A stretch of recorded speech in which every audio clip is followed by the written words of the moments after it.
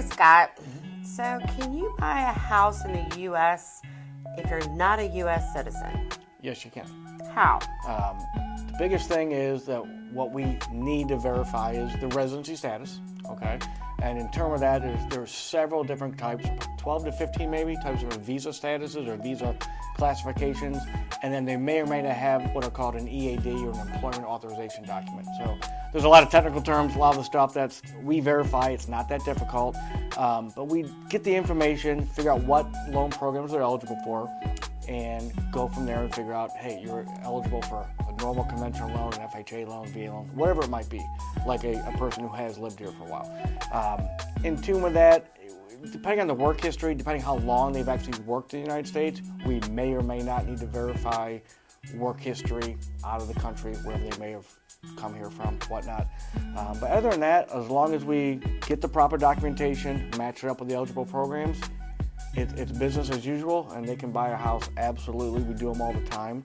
Like social security numbers? Do they need? Absolutely. I mean, there's all this that can. A lot of social security cards they'll say on there like for work purposes only or whatever it might say, and all that's fine. We see it all the time. It's not a problem.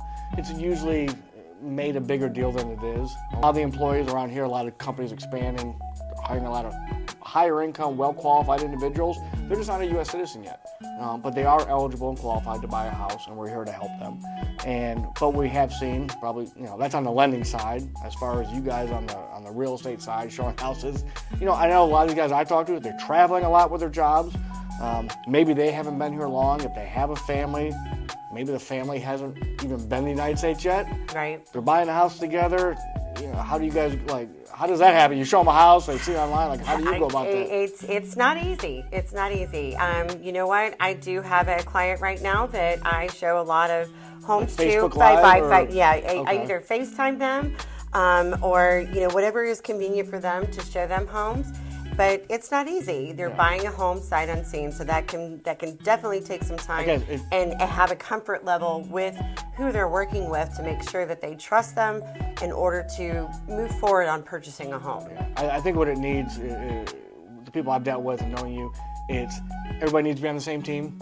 Buyer needs to understand their role, our roles. Let's get the stuff we need, document the approval. Show them the house the way they need to see it. It's probably not your normal person. Show up on open houses or show them houses on Saturday, Sunday, or meet them on a Thursday night. It's, hey, here's a video. We also have time time change and everything else. So there's a lot everybody of factors. Everybody needs to be on board with the cooperation. Absolutely. If they are, we can make it happen. And you know what? And we will make it happen. This is Claudine Andrews with eXp Realty, along with Scott Simpson with Intrust Mortgage. We'll talk to you next time.